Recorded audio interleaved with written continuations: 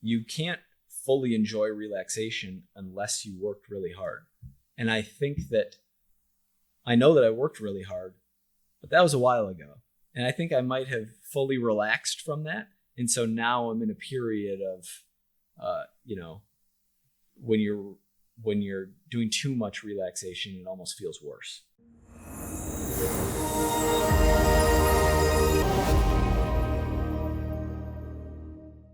Well, Mike, thank you so much for coming on the podcast.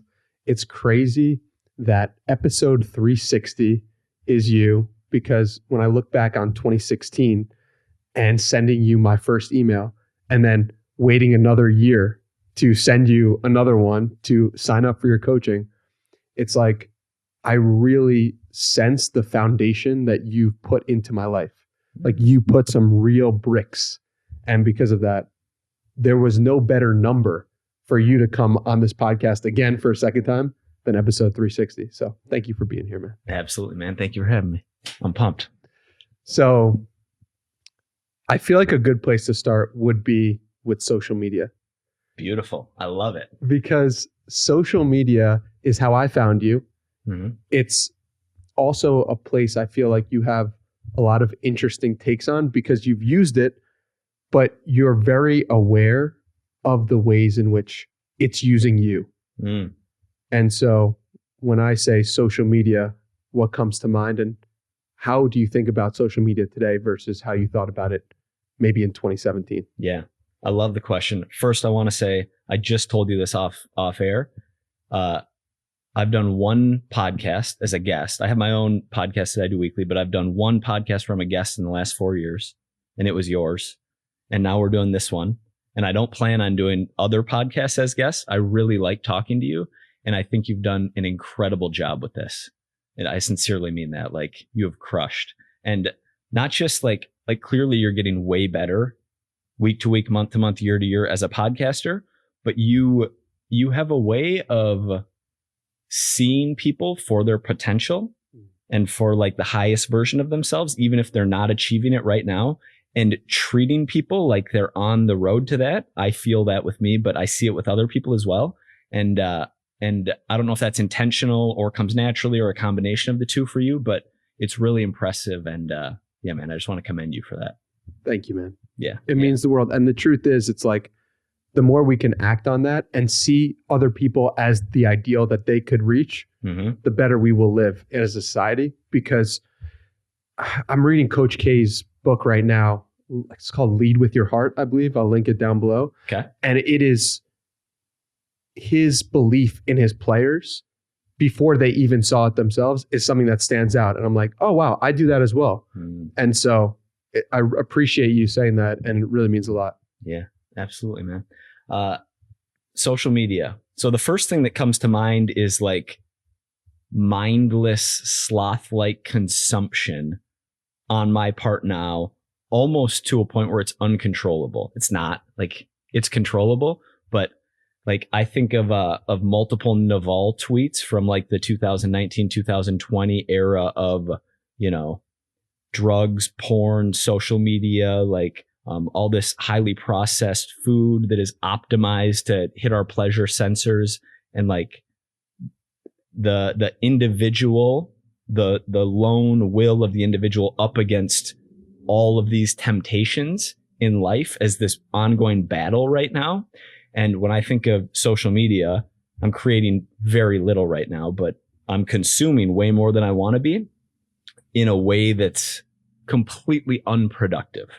Like any kind of vertical video where I'm not, short form, TikTok, YouTube Shorts, Instagram Reels, usually YouTube Shorts for me, but it's mindless. It's like any time when I would have been bored historically, like for all of human history, we would have been bored. But like even in my life, even 8 years ago, 10 years ago, 15 years ago, when I was a child, anytime I would have been bored, that's getting filled with like, oh, pull this out, like scroll. And I don't even like, I'm not absorbing the majority of what I'm looking at. It's just like entertainment, hitting like certain weird pleasure centers. It's not, I've talked about a hypothesis that watching a 2-hour movie is very different, or listening to a 2-hour podcast, very different than consuming 2 hours of short form where it's like, you know, these quick, jumpy, like there's no storyline, there's no arc, there's no like cohesive story,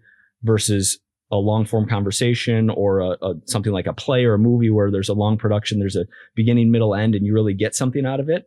And so, yeah, a rambly way of saying, when I hear you say social media, I just think I need to dial in my social media consumption, is where I'm at right now. Where do creators play in that? Of you are creating the content. I almost feel like sometimes, am I the cigarette company in a sense? Because I'm now creating the thing that we are saying is a difficult thing to navigate through. Mm-hmm. And it's like, what is my role in all of that? Yeah, that's a great question. I mean, we talked about this in 2019 together. No, I don't think you're the cigarette company. You know, I see you and many creators, like people who I think of as similar creators. I'll throw like Chris Williamson, and that, like, I see you guys in the same kind of vicinity on this, which is the short form content you're producing is to help more people reach your longer form content. Like, period, end of story. And they're clips from your long form conversations. I also don't think that social media is as bad as cigarettes or, you know, heroin, or like what to make it more addictive or whatever you want to call it. But I don't know. I think there's also an element of, if you're going to be on your phone consuming vertical video, like, it's better to be consuming vertical video of a thoughtful, honest, like truth-seeking conversation that's going to fill you up and better your life, which are what your conversations are, versus, you know, something ultra clickbaity, something, you know, like OnlyFans-ish. Like, you know, there's clearly levels to better and worse for the consumer content, even in the same format. And so, no, I don't think you're the cigarette company or like us as creators in general are. What's your current stance on creating, and could you see yourself ever coming back to the world of creating? I don't know. The most truthful answer. Yeah. I mean, if I say yes, then I don't, and then I'm like, I'm a piece of shit. Or but I could see myself. Here's an interesting insight I've had. When I started my blog in 2012, launched it in 2013, and from 2013 to 2017 into 2018, we'll say 13 to 18, for 5 years, I was very consistent, writing articles, like posting on Instagram. You know, I had multiple daily vlog streaks, uploading consistently to YouTube, Facebook, like consistently posting. In hindsight, the majority of the impetus of me making that content was driven by darkness. It was, I don't even want to get into a lot of specifics, but cliche stuff like girl who broke up with you back in the day, like any kind of anger, hurt, like dark motivators. Nowadays, I'm just way more content. Like, I don't hang on to that stuff. And I almost feel guilty about being content or being in like a good place. Why? You know? Why do I feel guilty about it?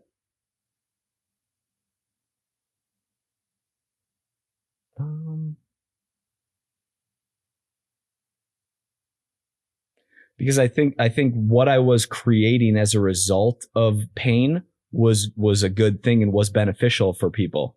And so it was almost like I was carrying my cross, and I haven't been. And I think that I should be good enough to be motivated by light, right? So like motivated by darkness, I'm really angry. I'm going to get back at so-and-so by like becoming someone. I'm going to get a following. I'm going to get lots of likes. I'm going to make money. I'm going to quit this stupid corporate job that I hate and like disrespect, start my own business, make even more money than I did there. Like all of these like really dark motives. And now I feel more neutral, but I think also part of the guilt comes from I should want to create for the love of the game, for just the desire to help people, to do my part, to like share my competencies for free with people that's going to make their life better, even if it doesn't benefit me directly in any way. Even if, you know, my businesses are fine. I don't need the social media for the marketing aspect because business is running on referral, like systems are in place, things are good. I'm working, I don't know, not 40 hours a week, that's for sure. And so I don't quote unquote need to be making stuff. But I feel guilty because there's part of me that's saying, yeah, but just because you don't need to support your lifestyle or whatever, like that doesn't mean that you don't perhaps have some kind of moral obligation to be creating, to be telling the truth online.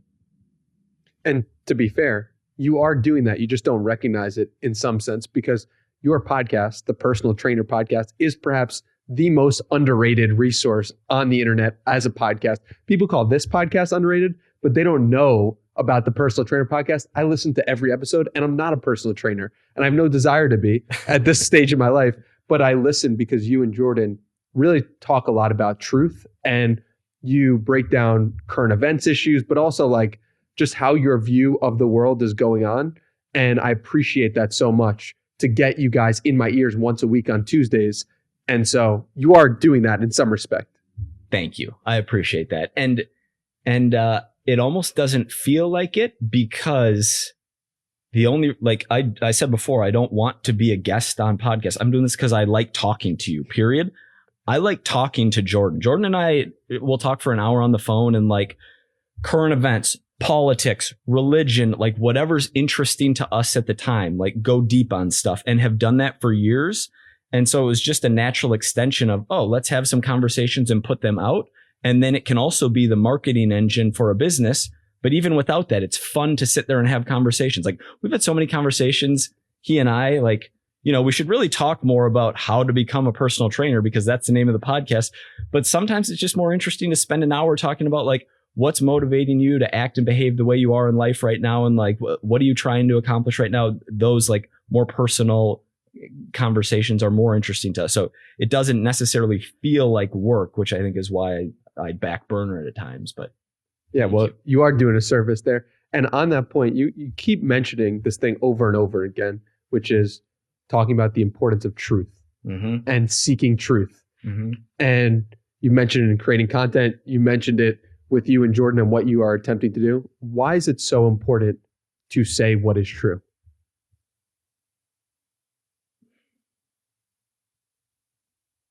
I mean, all that's coming to mind right now is some kind of cliche answer along the lines of like, because societies collapse in the absence of truth. But I don't, like, I think that's right, but I don't know that, like, I'm not a historian. I haven't done enough reading. I don't know enough to know that, but it feels right. I kind of intuitively, even when I was younger, really struggled with lying. Like it really felt wrong. And it's one of like the most black and white from a moral perspective, right versus wrong, that I really don't think it was ingrained in me. It might have been slightly like by my mom, by my parents, but I think it just was something that like was in me, like nature versus nurture. This was nature. And I don't know. I'm sure that's been shaped in some way. Like, I think I've talked to you, maybe we talked about this back in 2020 about the impact that Jordan Peterson's Bible lecture series on Genesis in like 2017, I think, had on me. But it just, I don't have a good answer for, I should actually probably think about it more. But it just feels like the right thing. It's crazy that when we do have a feeling, an innate sense for, I am doing this action. And if you listen to your body, if you listen to how you respond to doing certain things, you will sense the path to go down so often. It feels that way. Like your conscious almost knows what is inherently right and what's wrong.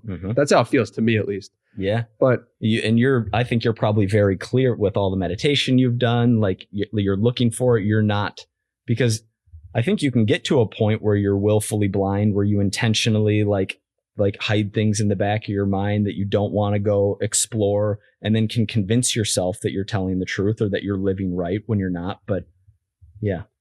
I think the more you block your actual source energy, the less in tune you are with that. And so like for me, I know personal examples of like when I was drinking alcohol 4 times a night, 4 times a week, like I was so far from understanding what was right and wrong. And like, even though if I knew it at a deep level, I couldn't sense it in my body. I was numb. And I know that the times when I've been consistent with meditation, it's like, it is so clear. I'm doing this action and it feels bad.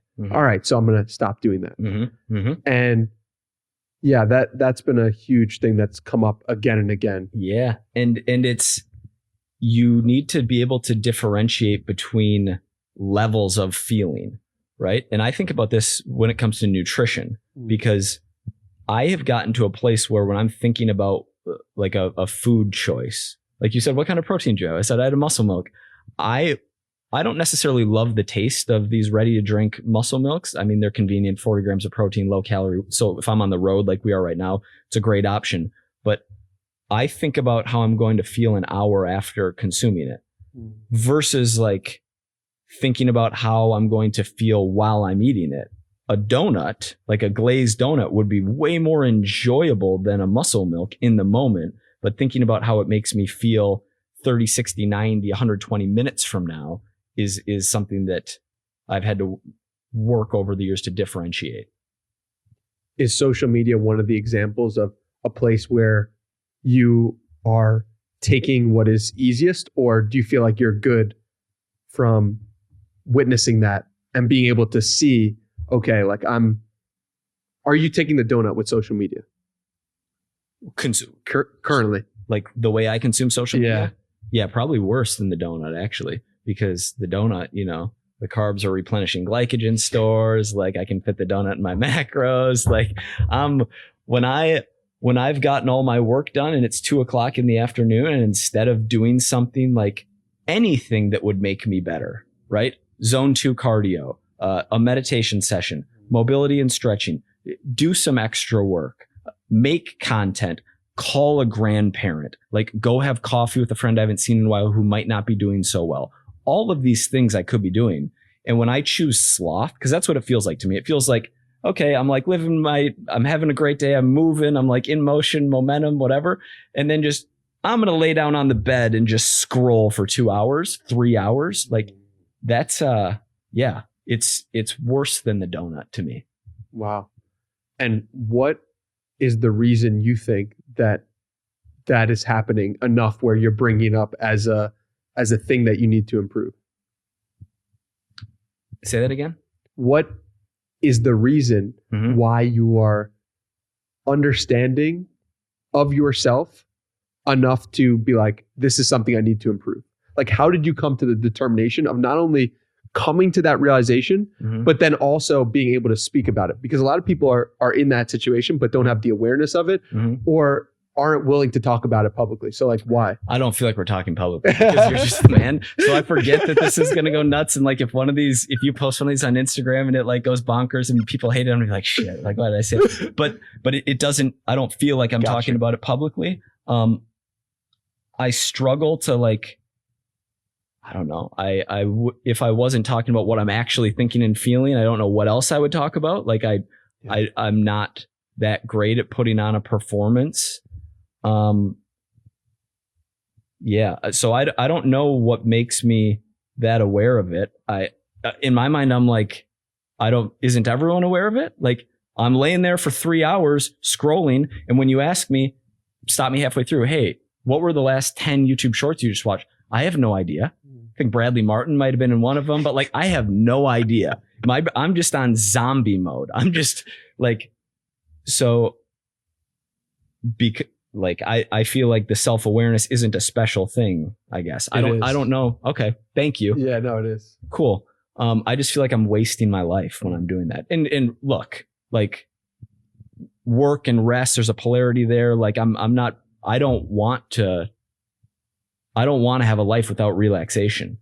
But relaxation to me can be like a meal with a loved one. It can be like even a movie compared to like 3 hours of just doom scrolling, completely different in how they make me feel, in like like zap my energy versus give me more energy.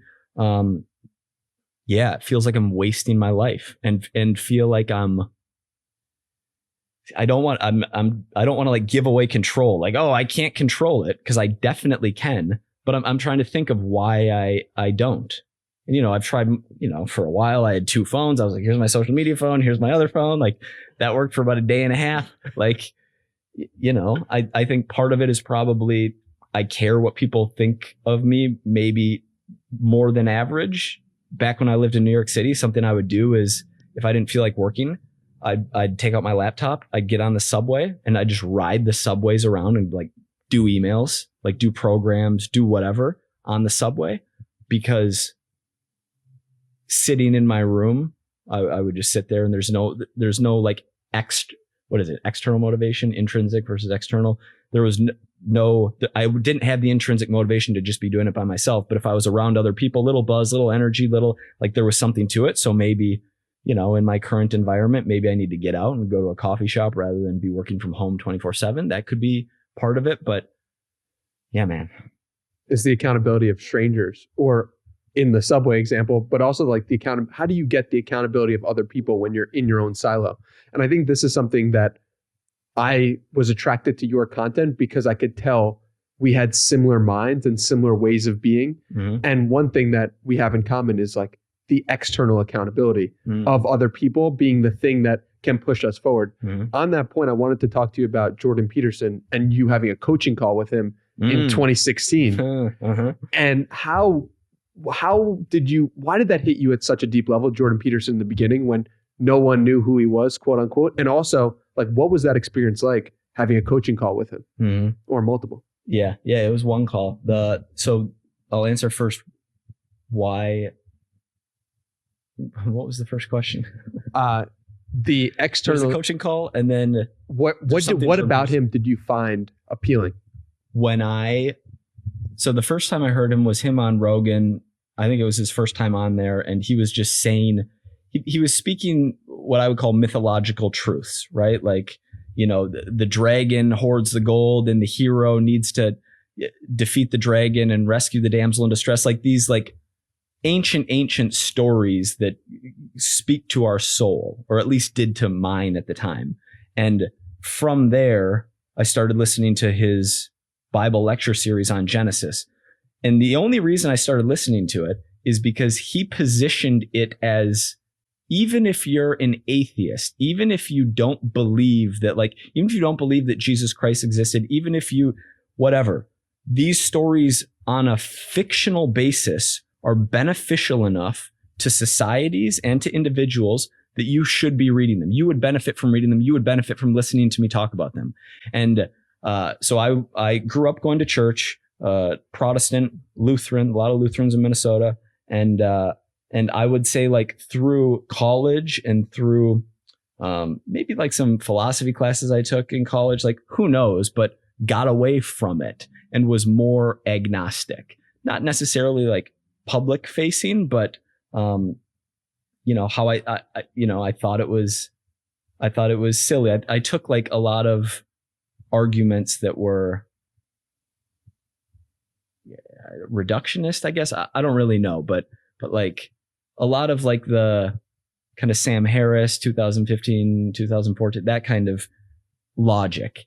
And when I started listening to Jordan Peterson's Bible lecture series, things he was saying hit me in like a don't throw the baby out with the bathwater. Like, hey, yes, there are things. And by the way, I'm not an apologist. I'm not smart enough. I'm not like, I've been late. So I don't want to sit here and be like, I'm here defending Christianity, because I'm incompetent at that mission right now and maybe forever. But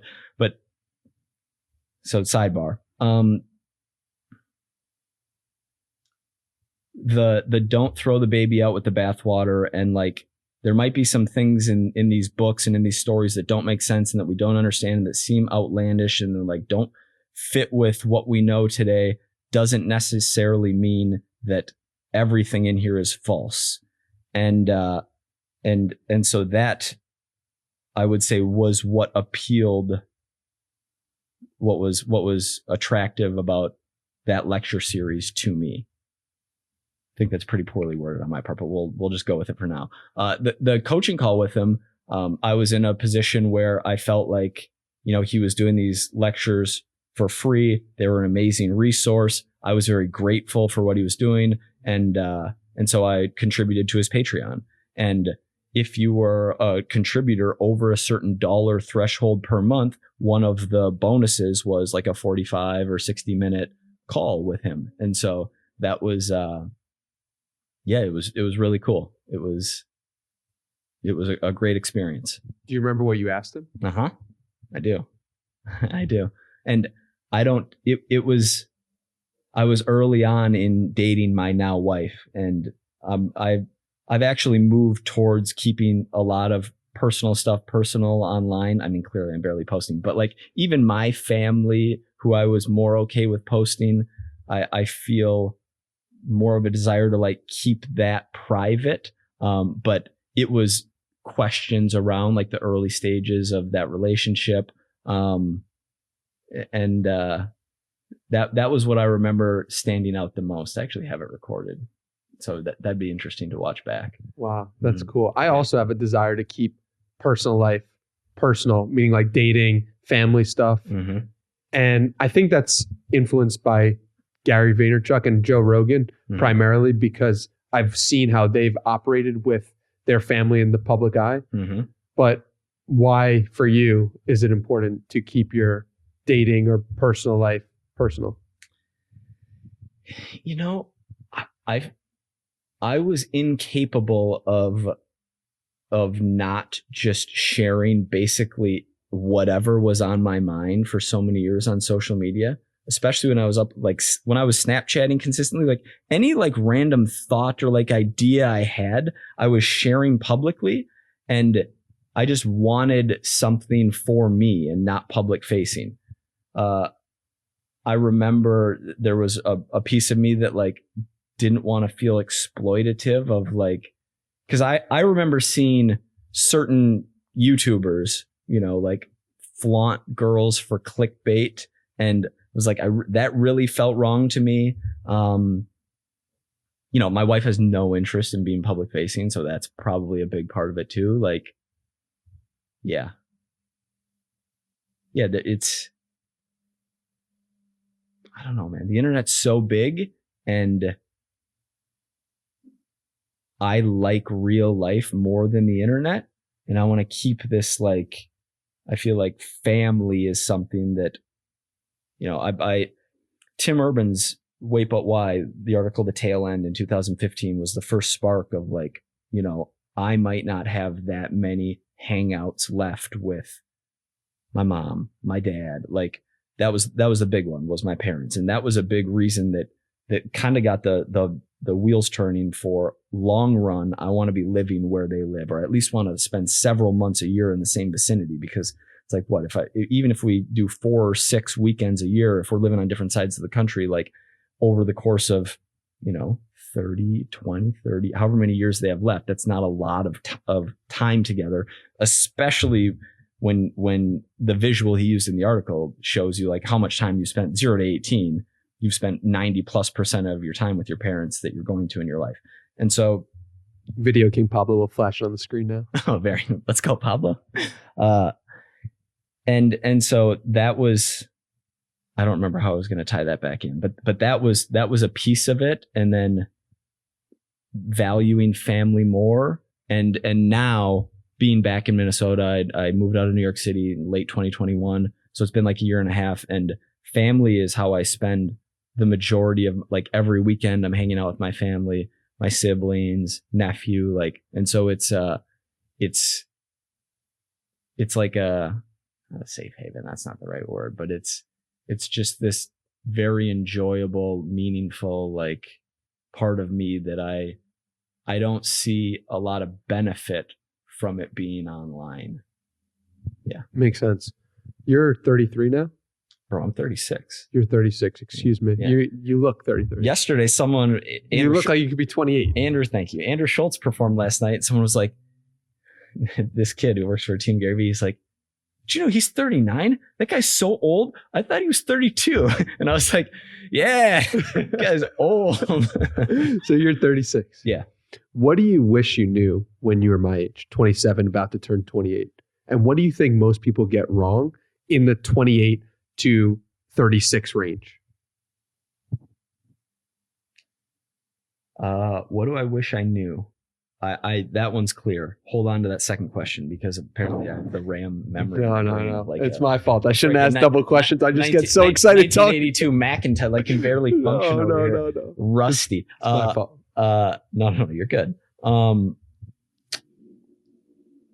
I wish I would have known that the energy I had was finite, meaning like, you know, I love following your content, and you put me on to your buddy Zach Pograb, big into obsession. Like I love like I can't relate to the obsession theme anymore, but I still love looking at it because I love the energy. There's some nostalgia. There's some like it's probably different for everyone, right? Meaning physical and mental and spiritual energy in general. But on average, the older you get, I mean, testosterone levels drop 1% a year after the age of 30, like all else equal. The older we get, the less energy we have. And I felt like every single day from 2014 to 2016, I followed Gary around everywhere he went. Like he's flying to LA for business. He's got a family trip here. He's got whatever. Like, I don't even know how many flights I was taking. I was probably traveling close to 100 days a year, maybe more. And I felt great. Like I was just like, go, go, go, go.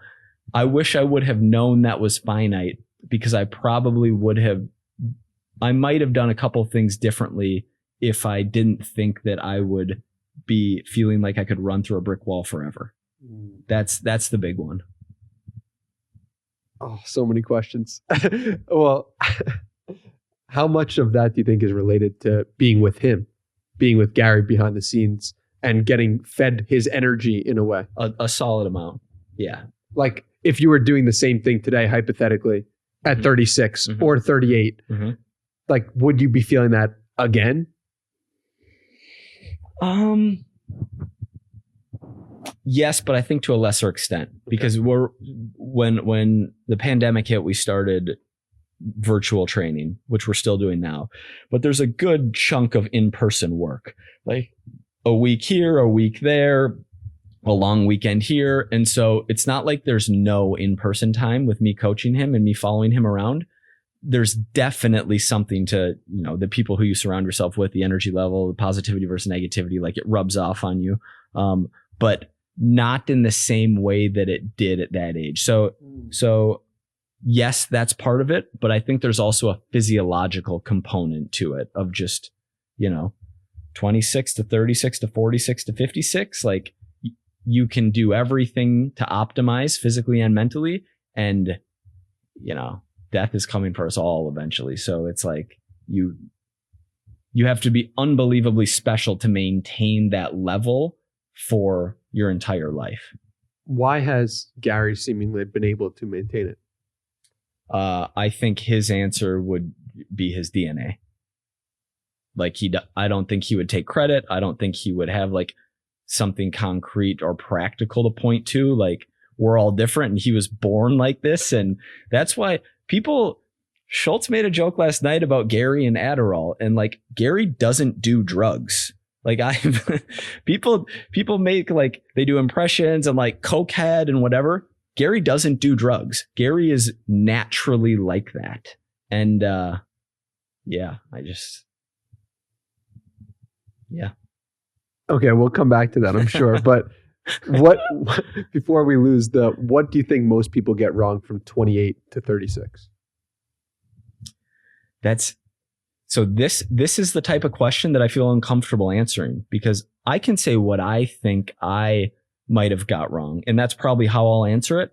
I don't think I have the authority to speak on what most people get right or wrong in that age range. Okay, fair. Let me change the question so it's more personal. What do you think that I personally, knowing me, being friends with me, what do you think I could potentially get wrong from 28 to 36? Dude, I feel like you made I feel like you made your mistakes already. Remember in the Tucker Max interview when he's like, you're 27, you're basically calling you enlightened. He's like, if I met you when I was 20, I'd be like, who is this pretentious douchebag? Like, this kid's meditating, like, go hang out with the hippies. Whereas most people make their mistakes a little bit later. I feel like whatever you want to call mistakes, but you talk about drinking 4 nights a week, or like more like going out party, like college. I, for myself, historically would have grouped like promiscuity into that bucket. Like it being really cool to hook up with a lot of girls, or like be really wanted by girls. Like that's something. But so that's an example I would give for a lot of men so here I am being the moral authority and giving advice to 20 to 36 year olds across the world. That's something I would recommend, like not making that mistake. But I don't see you making that mistake in the position you're in right now. Yeah, fair. With the promiscuity piece of it, why do you think that's such a big issue for men in general? I think it's a big issue for a small percentage of men. I think, and try and keep me on track here, but most men, or there's a huge percentage of men who don't have that problem because they don't have those options, right? Like I firmly believe this Pareto distribution, or this like power law of the elite Chad dudes hooking up with the majority within hookup culture. If you look at that as a marketplace, a sexual marketplace, that the most, whatever you want to call it, like jacked, carefree, have game, don't care, whatever, physically attractive, like confident, etc., who want to be hooking up dudes are having the majority of the sex. Whereas, and Chris Williamson quotes this research all the time, and I can't, but whatever it is, the 30% of I'm making this up, 30% of Gen Z men who haven't had sex within like 2 years, or the percentage of men at the age of 20, whatever, who are still virgins, or whatever all these stats are. So I think for the majority of those people, there's actually less promiscuity because there's no options. There's like, right? I was brainwashed post a long-term relationship, didn't end well, heartbroken, like, bounce back, like kind of, I don't want a long-term relationship. I don't want to be married. Like, you can't trust women, like that kind of stuff, into just having short-term casual relationships. And why do I think it's a problem? Or why do I think that that's not good? I don't know that I can give like the answer that I want to say is because it erodes your soul, right? I don't know why it does that, but that's what it felt like to me. I mean, there's lots of people who live that kind of lifestyle and feel great about it and are happy with it, and it I can't make a good argument for why it's bad on a societal level. I'm just not. My IQ is too low, Danny. No, but to me, it feels empty and hollow, and like it was chasing ego and validation, and like it was almost like more than caring about the other person who you're having an intimate, connection with. It's more about like the notch on the belt, as like crude as that is. It's like the ego of being able to pull, like, and that's just not good for anyone. It's not good for you. It's not good for her. It's not good for the long term. It's not like a good example to be setting for the next generation. And I know there's a lot of that right now of like, it being cool to have 6 wives and they all know about each other and they, like hyper alpha. Maybe my YouTube shorts is just taking me all around the internet. So I need to stop scrolling so much. I'm seeing too much, but yeah, it for me was ultimately unfulfilling. And I don't think that pleasure is a good end goal. Like, I think that pleasure is a component of a well-balanced, like, happy life, but I don't think that it's, I don't think you should have pleasure at the top of your value hierarchy. Otherwise, you're just going to be like ripping cocaine and having sex and like eating Oreos all day, every day. So what is at the height of your value hierarchy? What should be or what is? Right now, I think YouTube Shorts. I think That's definitely not true. YouTube Shorts is not at the top of your value hierarchy. If you watch how I behave, it sure seems like it's somewhere close. Right? I can say what I wish it was. I can say like, we're not going to single out YouTube. I actually really like YouTube as a platform, but mindless social media consumption, I spend too much time doing it. In an ideal world, then. Yeah. Because I think you operate closer to your ideal than you probably give yourself credit for. Thank you. God. And whether, God in an ideal world. Whoever created all of this, like the reason that we're here, the maker of the universe, and if you're a pure by the book scientist, Big Bang, like to the nth degree, then whoever created the 2 cells that rubbed together, that created the explosion, that made all of this, whoever made those, because there has to be a maker of everything. And so whoever made the start of what we're living right now, the founders of the simulate, you want to go like Elon Musk theory, like whoever's in charge of the simulation, I happen to think though that's God. How do you live with God in mind with the actual actions that you take?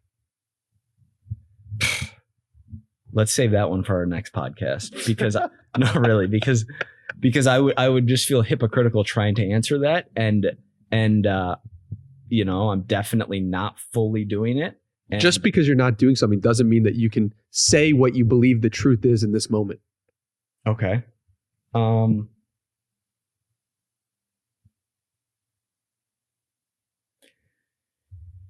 I definitely don't know the Bible well, but I do know the Sermon on the Mount, which is Matthew 5, 6, and 7. And it's like, if I were to aspire towards what I see as the highest good, it would be following the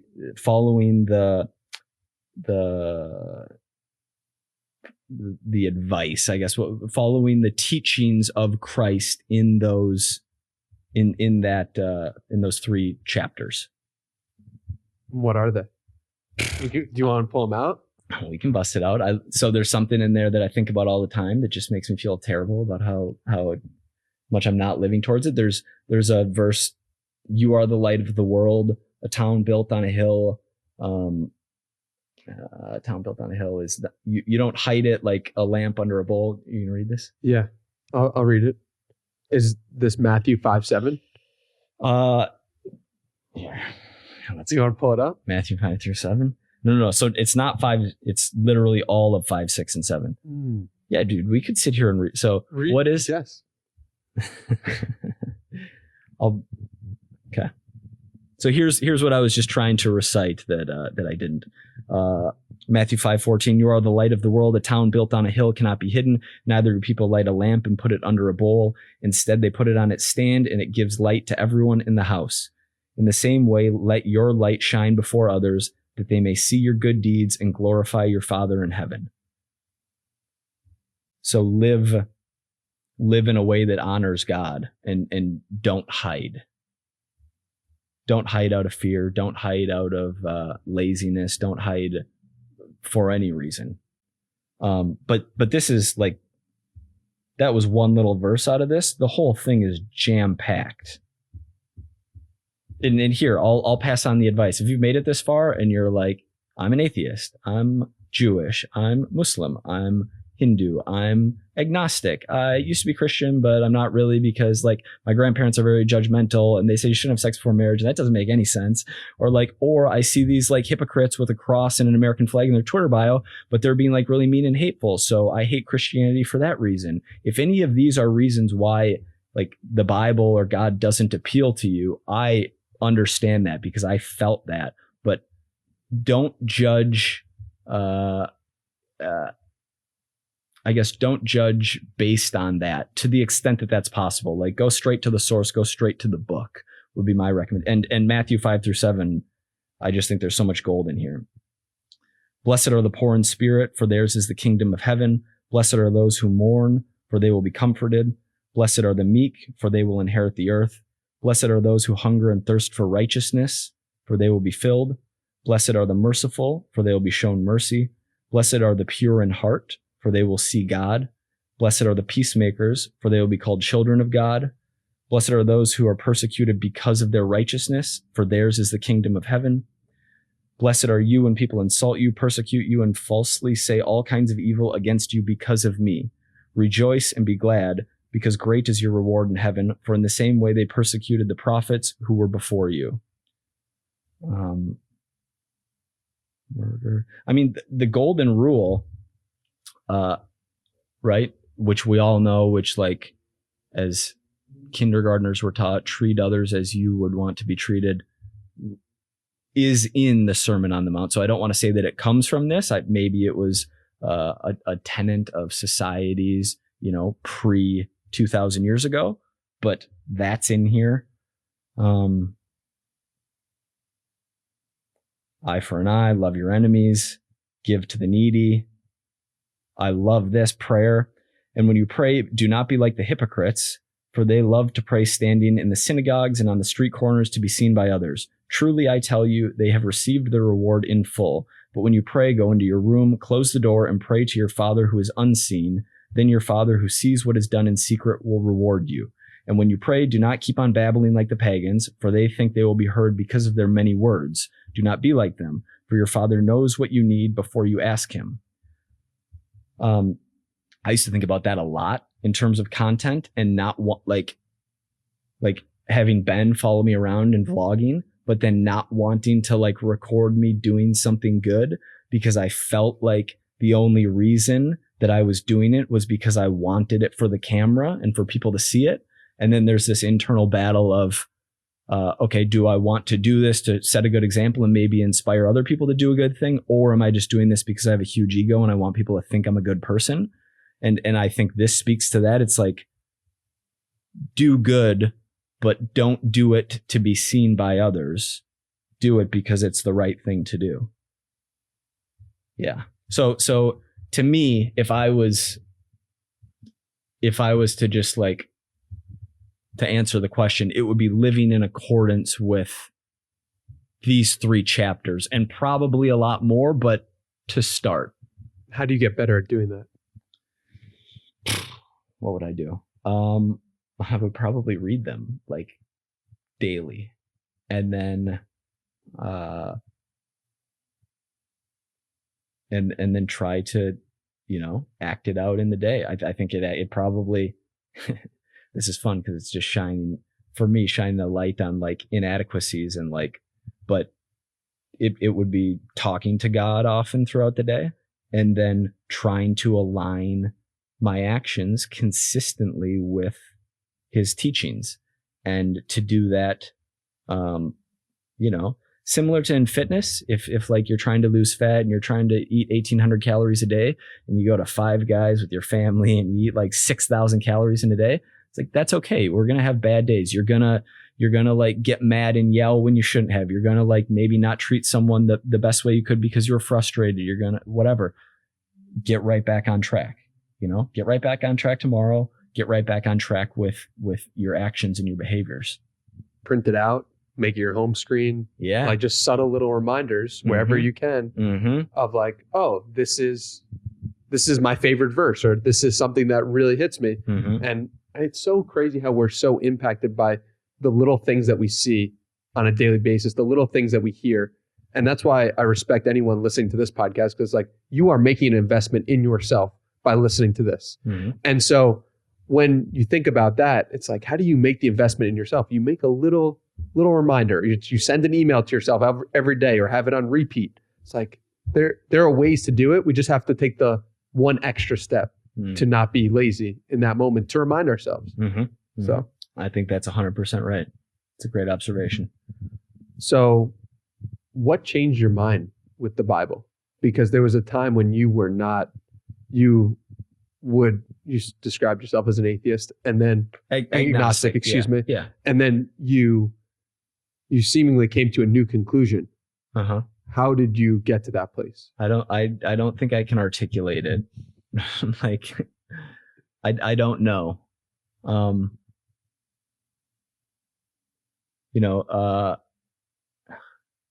don't know. A combination of things. Edward Fazer's 5 Proofs for the Existence of God, like the first proof, which is about, change, and like everything needs a creator. Like if there was something that initiated the spark of everything that led us to today, and whatever that thing is, like starting to think about that, realizing that I shouldn't be judging,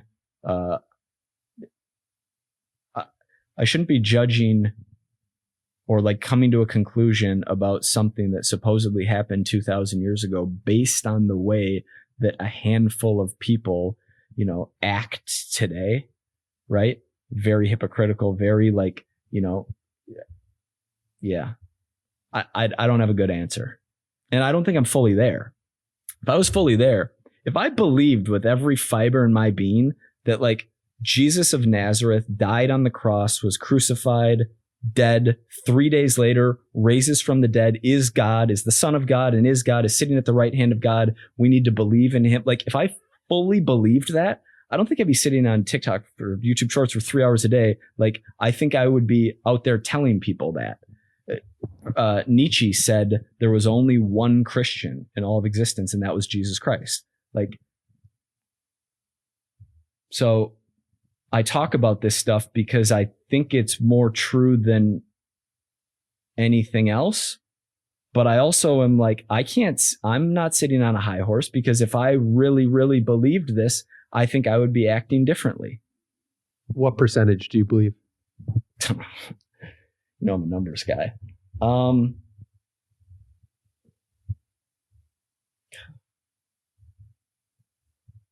I'm hesitant to give any kind of reasonably high number, because if I did, my life sure doesn't reflect that. I believe it more than anything else. I believe it more than, there was like something that was the point of a pen that somehow exploded and became the whole universe, and the universe is expanding forever in every direction. I believe it more than that. Yeah. I don't have a number. Why did you text me saying how much you appreciated me putting out a Bible verse on my Twitter? It was, if I remember right, it was not only that, but that as well as 2 other tweets that you made. Mm-hmm. And it was a feeling of deep respect and admiration, because I'll say all 3 of them. One of them was you saying, you tweeted casual sex is a feminist lie. And then another one, you like quote tweeted Tucker Carlson, something about freedom. And then there was a Bible verse. And it was evident to me that when you tweeted those things, you weren't tweeting them because you're like, oh, this is really going to hit. Like, this is going to perform so well for my audience. Like, this is going to go viral. This is going to get me followers. It was very clear that they were things that you believed. And so you just said them. And I have an immense amount of respect for that behavior. It's something that I aim toward. And so seeing it in others, like, I would say even lit a little bit of a fire in me, because I think there have been periods where I did a decent job of that, and then long periods where I didn't. And so because I really respect you saying something that you believe to be true, regardless of what the reaction is going to be. What's stopping you from acting the same way? What am I? Maybe like soft and lazy and scared. Some combination of all the above. Rationalizing that the purpose of my social media is for a marketing component for my business, saying that I enjoy life offline more, which is true, but you know, it doesn't mean like they're not mutually exclusive. You can't make content and also like have a fulfilling, rich, you know, personal life. Yeah, probably. I think fear and laziness. Are there any particular voices that are coming in that's saying I shouldn't be posting this or I shouldn't be saying the truth? And if so, what are those voices? I love this question. No, actually, any voices are like actually voices that would encourage me to be posting more truth. Why aren't you listening to them? So it's not. So to continue to answer before I hit that one, the voices would be encouraging. I think it's probably like some combination of fear of being wrong and like fear of there being like mass really bad reaction to something, combined with like low confidence in myself and actually knowing the truth. And so why am I not listening to it? That's a good question. I guess because fear of like the unknown is outweighing known encouragement.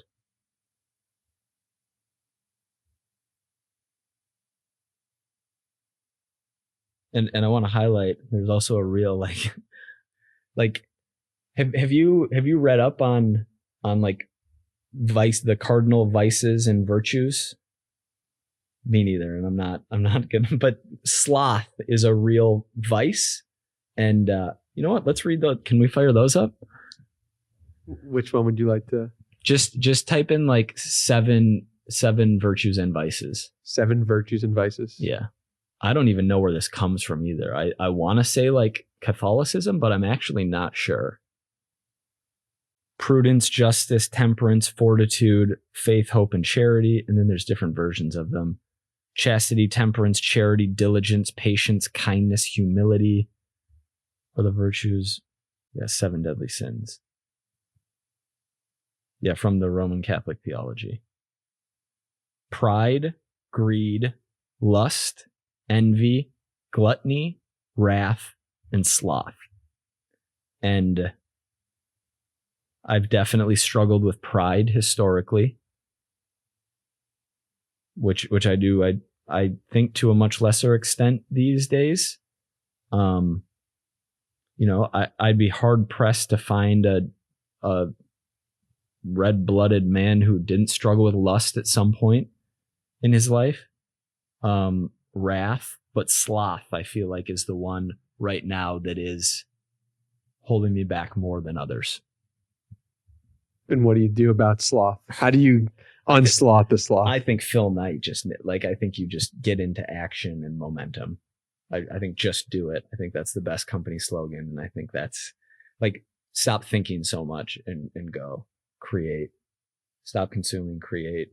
More intuition, less thinking. Turn this off, turn this on. That's why I think a lot of like, you know, whether it's martial arts or weightlifting or cardio or yoga or any kind of like way to move your body, like get into your body, is a really good thing, especially in a world where so many jobs in the West are knowledge jobs, not manual labor jobs. And so there's just so much sitting around, sedentary lifestyle combined with using this a lot, rather than kind of getting out of here, getting into the body, and then taking action from a place of intuition rather than from a place of like pure thought. How does somebody do that successfully today? I'm struggling with it. So How would the version of yourself that is successful with it give you advice today on how to get to that place of taking more action and being more in your body? For me personally, I think I would benefit a lot from, or I know that I benefit a lot from routine. And so, creating and being more consistent with a routine. And to my credit, I have like, I haven't gone 2 weeks in the last 15 years, like not doing any kind of physical activity. And so that's in place. But I really think I'm torn on talking about this as a fitness coach, because for most people who aren't doing anything physical, like 2 or 3 days a week of 45-minute lifts and like paying attention to your nutrition and, trying to get some more steps is the starting point. And you're going to see amazing progress by doing that. And then, so if we set that aside, and then I'm talking to myself because I do that with my eyes closed, because not even for physical reasons or health reasons, just because I feel better moving more. The optimal level of activity is like hours per day for me, for my mind and for how I would feel, which includes walks, which probably includes some higher intensity cardio, which includes some stretching, which includes strength training, which includes some kind of, sport or something that involves more coordination and athleticism and like learning of different skills, perhaps. So creating routine that involves more movement, and then Phil Knight, just do it. Like, oh, it's late in the afternoon and you have like a kickboxing class, but you don't feel like going to it, and you already lifted today, so you can rationalize it. It's like, okay, what's going to make you better? 2 hours of YouTube shorts, or like drive there, do the class, get your heart rate up, like, learn something new, come back, feel better after. Like it's discipline. It's knowing what the right thing to do is, making a plan, and then having the discipline to follow through with the plan. And the longer that you're disciplined at something, the easier it's going to become. Makes sense. Yeah. Something that keeps popping up over and over again for me is that I feel like you are not willing to give yourself credit for the successful things that you do, and you kind of just brush it aside. Where does that come from? Probably this.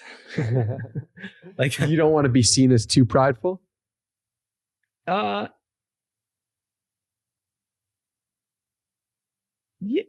look, I'm fine with giving myself credit where credit's due. But I also, this is funny because I'm aware of like something that gets clipped where I'm hyping myself that I feel like deserves context and isn't like isn't true standing on its own. But I'm happy to give myself credit. Like, I know maybe it's not coming up. You can give me an opportunity to give myself credit. I'm happy to do it. But no, I mean, like, you've built a successful fitness business for yourself. You're coaching Gary V. Like, you've built a life that you're seemingly proud of. And then like the things that you criticized yourself for seem to get like put in the forefront of like, I'm watching too much YouTube shorts and I'm not creating content the way I once was. And so I'm the worst. And I can't cite any Bible verses because this is clearly not true. That's how you're coming across to me. Yep. And maybe that's intentional because you're like, all right, there's cameras on me, so I want to like. No, it's not. That is how I feel. Okay. So why do you feel that way?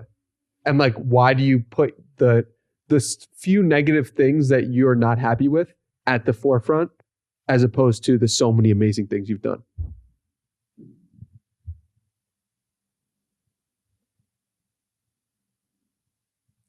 I don't know. It's a good question. I appreciate the question. I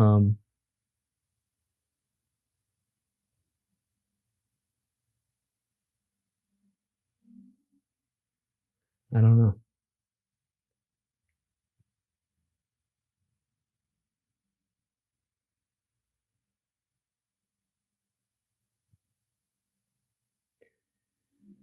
I'm probably talking about it more because that's what I'm thinking about on the day to day. And I'm thinking about it because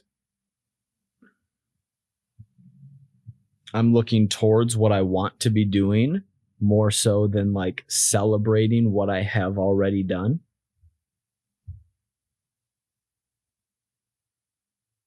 Yeah.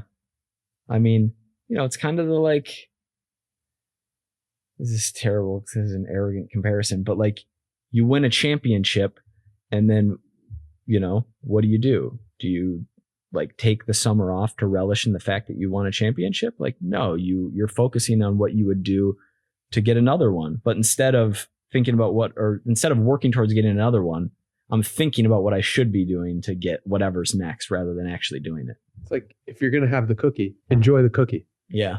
Right? Like, don't beat yourself up while you're having the cookie. Yeah. And right now you're in the season of eating the cookie. Yeah. Seemingly. A lot of them. But don't make yourself upset for the fact that you're eating them. Just be like, this is one season of my life. And when I'm working harder or when I'm doing things more in my ideal, I'm going to be wishing I was resting.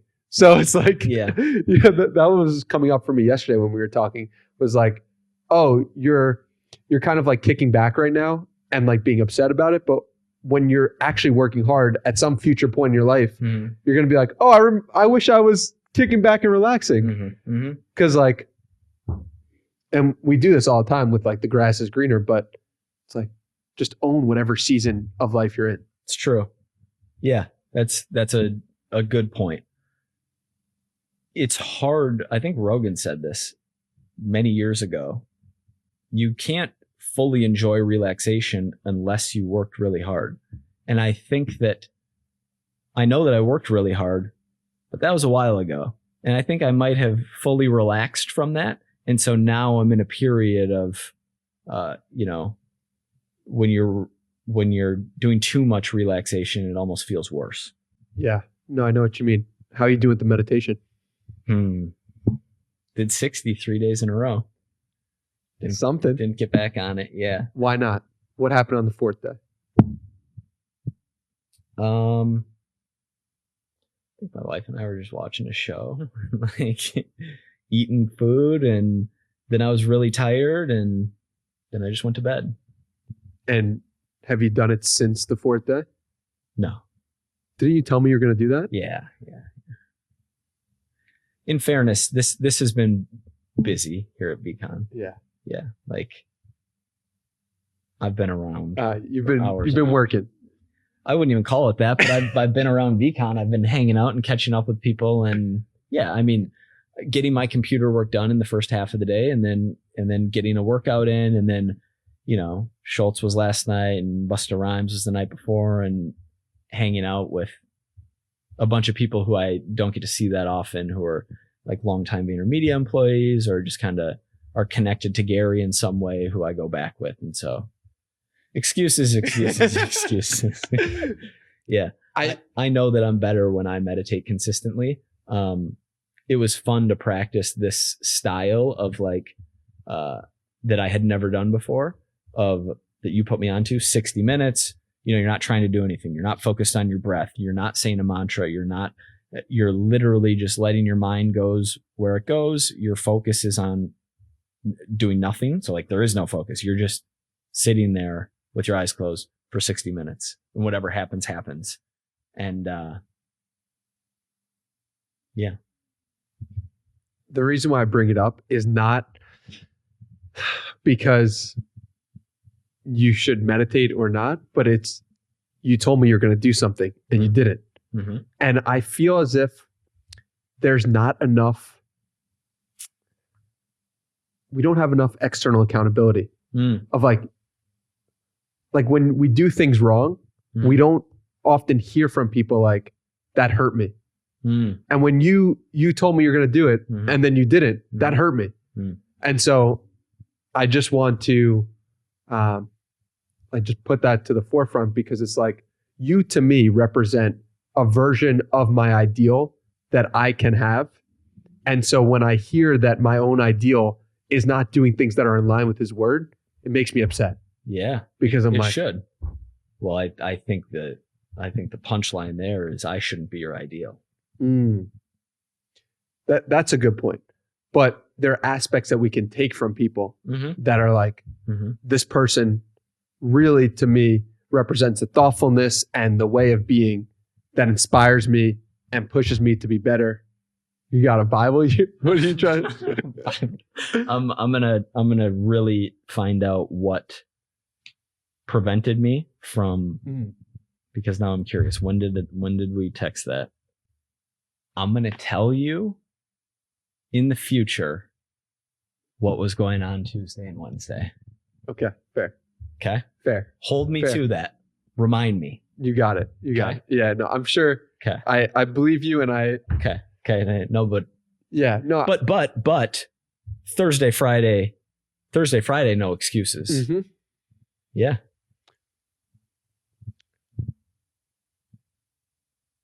I brought a shitty version of myself to the Danny Miranda show. No. An unmeditated, chaotic brain. No. So many. No, dude. I'm kidding. It's all good.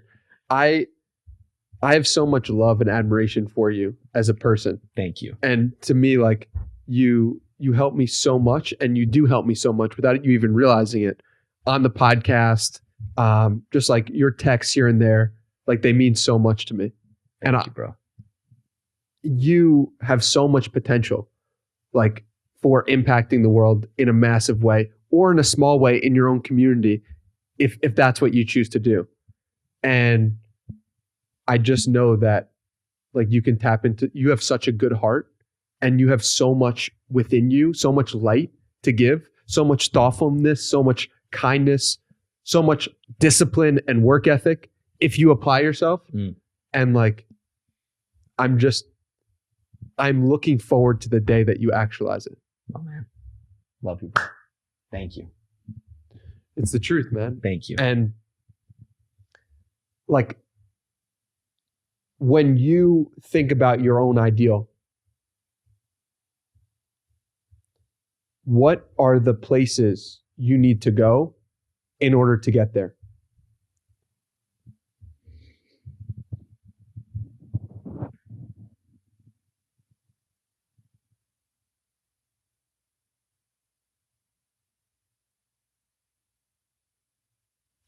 One thing that comes to mind is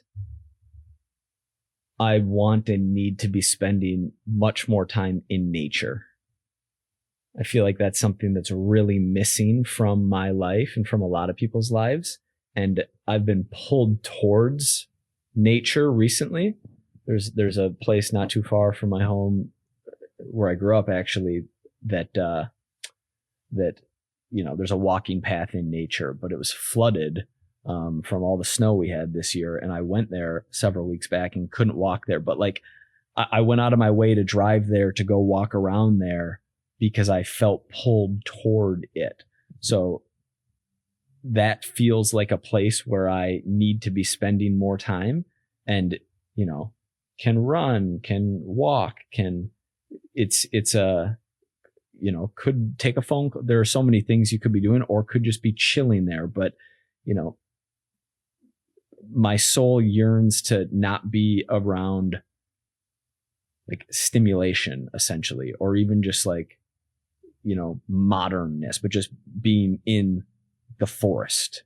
And so when you say place, I know that doesn't necessarily have to mean physical, but that is somewhere where I want to work in several days a week of being in nature for 45 to 60 minutes as something that I feel I would benefit from massively.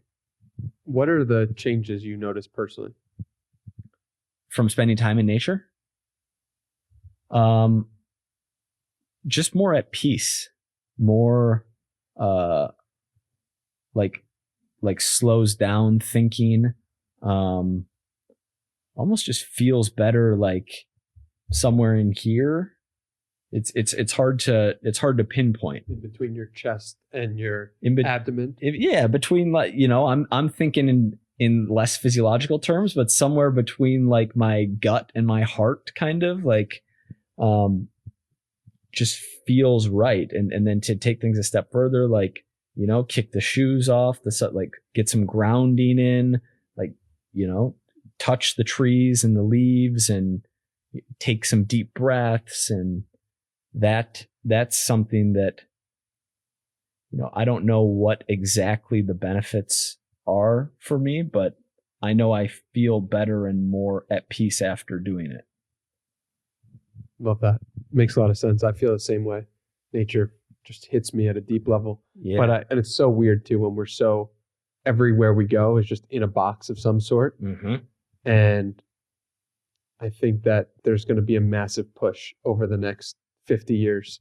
It's like almost a rejection of the phone or rejection of the boxes Mm-hmm. to get back to the source energy. Mm-hmm. And even like, our lighting, like this fluorescent light in here, my neighborhood growing up had a street light at the very end of the neighborhood. But it was like this very dark yellow light that barely illuminated kind of a little bit of the area around it. But now the street lamp on my corner is this bright fluorescent light with tons of blue light that emits like, you can see for, I don't know, 100, 200, like there's a huge radius that the light covers.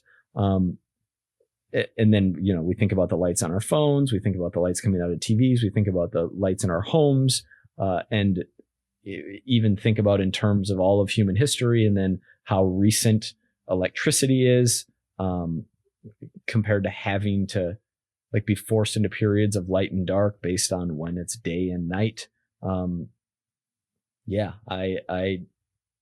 I yearn for nature in many ways, and that being one of them. Yeah, it's almost a J. Cole lyric is coming to mind about how he's talking about the universe or the nature in general, and how that is a sign that God created it. Because like, look at this. Isn't this enough to show you the presence of God? It's like, look at who created this. This is magical. Mm-hmm. Mm-hmm. So I'll throw a link for that in the show notes. I love that. And it puts you in like a place of gratefulness and a place of focusing on what we already have rather than thinking about what we want. Mm.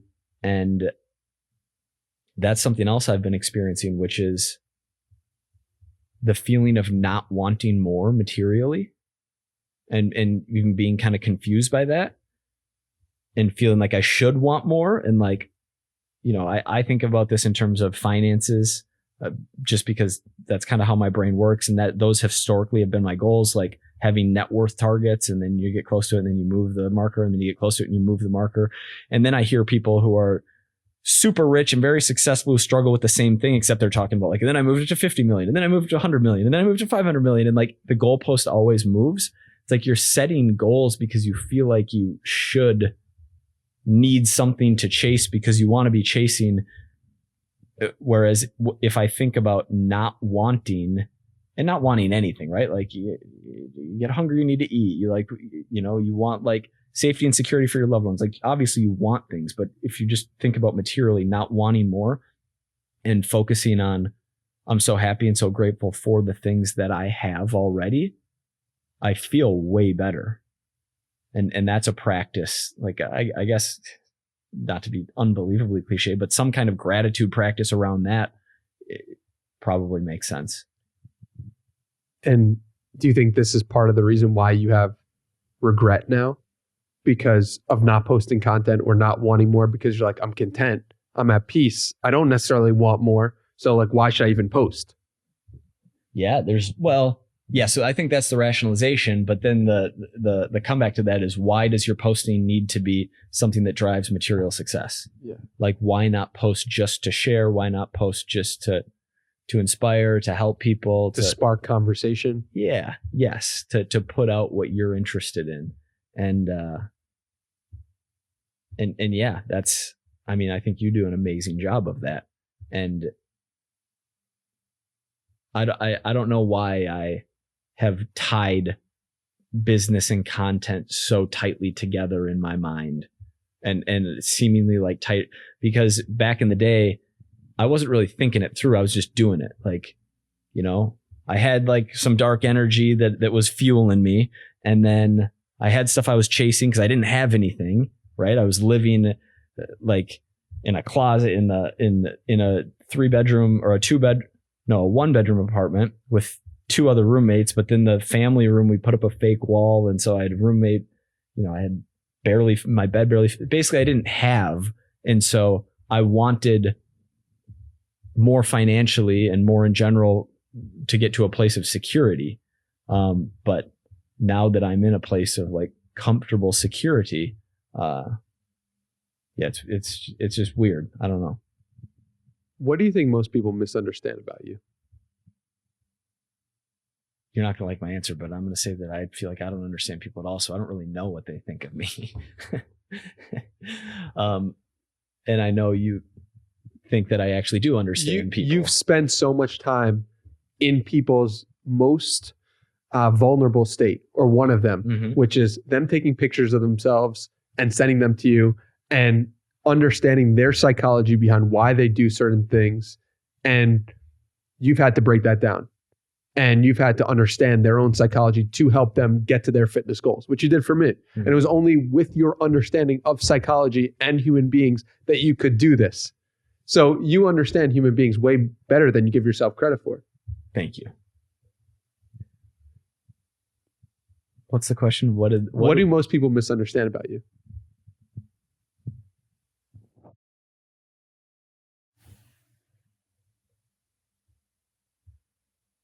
Well, I was going to say something along the lines of like putting me on too high of a pedestal in terms of discipline, work ethic, like something to aspire towards. But now there's no confusion about my amount of time on YouTube Shorts.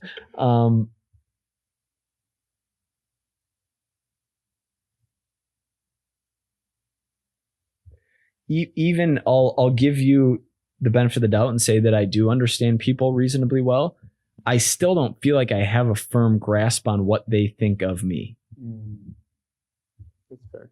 And so I would need to understand that better to have a good answer for what they're wrong about. That's very fair. I'm just throwing you all these I don't know. Well, I think up these great questions. I'm like, I don't know. I think that's very indicative of who you are, which is someone to think things through, to really, like, authenticity gets thrown around so much, but like the authentic feeling of I don't know and being able to say that, it's very difficult to do, especially when it's recorded. So I give you credit, a lot of credit for doing that. Thank you.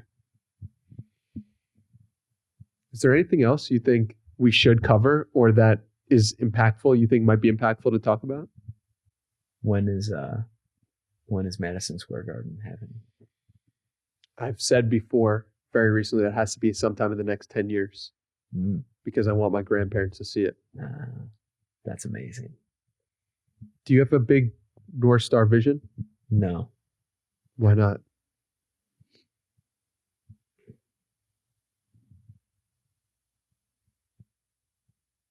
I don't know. Family has become the North Star vision, right? And so I guess I think about that in terms of day-to-day actions and how I can continue to work on my weaknesses on a personal level and, continue like, oh, here's something interesting. You've heard people, I'm sure, talk about how like getting married made them better or more productive, or like, oh yeah, like when I got married, my business exploded because I was way more productive. I cannot fathom how someone can go from like single, hungry, driven, and every hour of your day is within your control and you can focus on your craft, to, okay, now I have another person who I share my life with who requires time and attention and love and all these other things, and then potentially children, and for them to say that adding these things actually grew their business is like completely mind-blowing to me. Like I can't think of anyone specifically saying that, so I don't feel like I'm calling out anyone individually, but it feels impossible. But I see a pattern over and over again, which is that someone has a child, or they're going to have a child and their business explodes, or they become more focused. And I've seen this a lot of times where it's like something about having a child presents the highest ideal to somebody and gives someone something to focus on more so. They're like, all right, I'm not going to scroll on YouTube Shorts for 3 hours because I have a child on the way. And what would they say about this behavior? Or now the child is looking at them. And because they know the child is looking at them, they're like, all right, I have to act in a higher version. I agree with that. I would imagine most people who are like young, hungry business killers aren't scrolling YouTube Shorts 3 hours. Like you use the example of me, but I'm thinking of like a real like killer putting 14 hours a day into their craft, hungry, single. Yeah. And then adding all of these other time and like energy pulls. And then to say like, oh, that actually, I agree with your logic around like increased motivation, increased sense of purpose around becoming a father, a parent for the first time. Like I can definitely see that. And I've seen that in, well, you know what? No, my boy Jordan. I was just thinking. I love him. He's the best. And he's my co-host on the How to Become a Personal Trainer podcast. But if you ask him, he and I have talked about this at length, like 2015, 2016, when you have all of your time is yours compared to you're sacrificing yourself for the betterment of others and to grow a family, like it's just math. Right. It's math. And you know, Paul Graham has a good thing on this. Oh, okay. Which is like if having a family would lead to better business outcomes, you'd see a lot more people start business, get families at a younger age. Yeah. But like it doesn't. So like, yes. But or Chris Williamson, he's always quoting someone about heroes. Do you know where I'm going with this? No. Yeah, so he's quoting Jason Pargin. Your heroes aren't gods. They're just regular people who probably got good at one thing by neglecting literally everything else. And so I don't want to, like, my mind goes to Jordan, Kobe, Brady, like these literal goats who, you know, Elon, like people who, I don't want to make personal judgments on them, but I would imagine that they made a lot of sacrifices in their personal life so that they could spend an unbelievable amount of time perfecting their craft. I find that interesting because I think the narrative is still like, yeah, I you know, got married and had a family and that like, you know, freed up all this time for me. And it just feels, and by the way, I think people should get married and have a family. I think because maximizing business return at the expense of all else isn't necessarily the way to live your life, but I don't think it's enhancing your business. Yeah. Elliot Bisnow talked about this on episode, say 308, where he was like, yeah, I've seen everyone up close who's been a business success. It's like they just did one thing really well and neglected everything else. And in one sense, that is freeing. In another sense, that's upsetting. But I mean, because I have the naive belief that I can have it all, right? Mm-hmm. That I can have a great business, that I can have a work that I love, that I can have a family I love, and have all the success that I want. I think you can. So, but great business is different than the number one of all time. Understood. Yeah. Understood. Makes sense.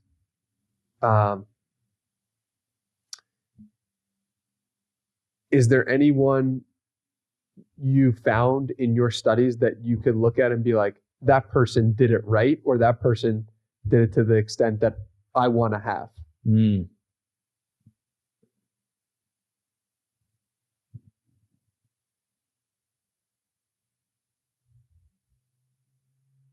You know, I don't know enough people. I would have to know the person very intimately to make that to answer, to use their name in an answer, because you don't know how they got there, right? Like you might think that they have this unbelievable life, but really they're struggling with something that no one knows about, that I wouldn't know about. So like it appears amazing, but I think my dad did a really good job of balancing work and family over the course of my life, right? Like, you know, my mom worked very little over, when we were kids and all through that time. I have several younger sisters. And my dad worked his butt off, but he also was at family dinner every night. He also like coached my hockey teams growing up. He was very involved. And so that's a balance of, working hard and succeeding in business while simultaneously, really being there and being a great father and husband. What makes for a successful parent? Like, what do parents do successfully that make children say, I was raised well? See, I don't have the context. I think I'm very grateful for my parents. I maybe haven't said this publicly, probably because I was afraid that it would get backlash, but like, I think that's the best privilege that anyone can have, is two loving parents. And I had that. And so I don't know. I don't know. So the name of the title of this episode is going to be. I love that. I don't know what I lacked that made. Like I could say random things that are obviously bad that like I was never physically abused. I was never verbally abused. My parents like never abused drugs and alcohol. My parents were very attentive. They we got punished when we did something bad, but it wasn't excessive. Like they weren't tyrants with it. They didn't let us just the kids didn't run the house. Yeah, I don't know, but they did a good job. I think. And what would you say are the biggest reasons why you have and you live with a strong conscience?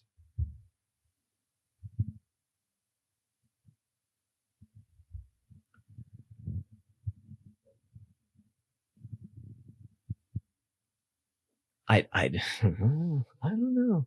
Okay. I don't know if it's nature or nurture. I know that I know for a fact that my parents and my mom especially, but both my parents in different ways, instilled good values, and honesty being one of them.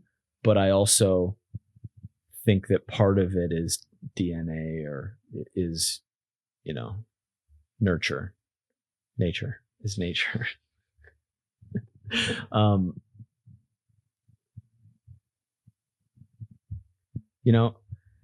I have a friend, I won't name this person, but when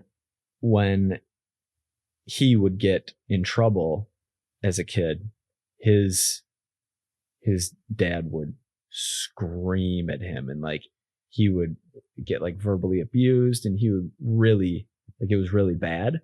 And so this dissuaded him from ever telling the truth. And I didn't realize, I had taken for granted that I could admit wrongdoing or admit fault to my parents. And I might get grounded, or something, there might be a negative repercussion, but it was I didn't get what he got. And so I always felt comfortable telling my parents the truth about things, even when I did something wrong, even when I was embarrassed. I didn't fear what was going to happen, whereas he did. And trying to think of how I can slightly mask this story. Basically, we were together, and I made a mistake, and I was carrying a weight, or I don't remember exactly, but I chipped the floor in a nice facility, and we were together, and we were like, oh no. And I immediately walked up to the person in charge, and I was like, I'm so sorry, I just chipped the floor, I'm so sorry. And he was like, I was so mad at you. I was like, what are you doing? Why did you tell them? They never would have found out who it was. I can't believe you did that. I thought we were gonna lose our job, that kind of a thing. And but the response was okay, thank you for telling me. And then we went on with our day. and there was no negative repercussion, but that was like an insight for him that sparked the conversation of realizing how our childhoods were different, which is something that now I will consciously create an environment for my future kids, God willing, one day to also like want to feel comfortable admitting fault and coming to me with, you know, things they did wrong.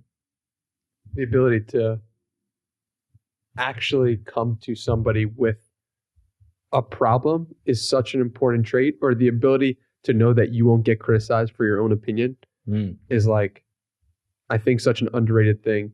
And having or presenting the openness of like, I could be wrong. And I want, you can correct me if I'm wrong, and be open. It's like fostering that environment is so important. And you're forced to do that as a coach of like, you want somebody to, when they make a mistake, come to you and be like, I made a mistake, as opposed to saying, I didn't do anything wrong. What do you do to encourage that as a coach? Something I lean on is just going over the top with letting a client or whoever, a person, a friend, anyone, know that this is so common. Like everybody goes off the rails. Everybody overeats. Everybody has a weekend where they don't track at all and they just like go nuts. And even the people who are most successful at making progress, building muscle, getting stronger, losing fat, and then sustaining that progress, made hundreds of mistakes, had loads of bad days, and that it's part of the process. And that, you know, obviously you're not a bad person. I usually, depending on the client, like I'll contextualize it, but like I do the same thing, like admitting fault myself as a coach, as someone who like, oh, you're in really good shape, you must not make mistakes. Like, no, I like frequently. And then let him, yeah, it's part of the process. Get right back on track the next day. And obvious, like the what not to do as a coach in that situation is just so obvious. Like, you're never going to yell at someone. You're never going to like, there's no like punishment. There's no like berating. There's no negativity. You want to encourage, you want to make the dialogue as open as possible, because if you don't have open and honest communication with someone who's trying to lose fat and they're tracking nutrition, like game's over, right? Because then they're just not going to send you food logs. You're going to get into the situation where it's like, okay, I'll send Monday, Tuesday, Wednesday, and then you don't hear from them for 4 or 5 days. And then there's guilt and shame. And then like, they don't even want to restart sending it again. Whereas if you can make them so comfortable knowing that going off, like having a bad day, overeating, making mistakes, that's part of the process. I'm not judging you. Like, everybody does this. It drastically increases the probability of success for that client. That makes sense. But I also feel like the narrative around culture in general is like, or maybe like VCon or just like Gary V talk is like empathy, kindness. But how do you mix that also with like, dude, get your shit together? Like the opposite end of that spectrum. Depends on the person. Yeah. There's a place to deliver tough love. Yeah. And there's a way to deliver tough love. And there's a time, right? Like, you know, if a client has an amazing first 6 weeks and then they have their grandma's birthday party and they were going to try and keep things reasonable, but they had 4 pieces of cake and then they felt like crap about it. So Sunday they, you know, ordered Domino's and ate literally an entire pizza and some wings. It's like, cool, back on track Monday, right? I'm not going to give you this tough love, we need to get serious speech. Like, you were amazing for 6 weeks and then you had one bad weekend. Like, that's okay. If somebody, you know, is on track for 4 days and then you don't hear from them for 3 days and then they're on track for 2 days and then a week and a half of no food logs go by and they ignore 2 of your emails and then they send you 2 food logs and they're like, I haven't really been that consistent in the gym. And then, you know, 2 weeks go by and then they ask you why they're not seeing progress. Like, cool. Then you can give them a little bit of tough love, but it's contextual. What about like in your personal life? Like with friends or something like that? Because there's a different dynamic when someone's paying you versus like you or Jordan or me or you like talking.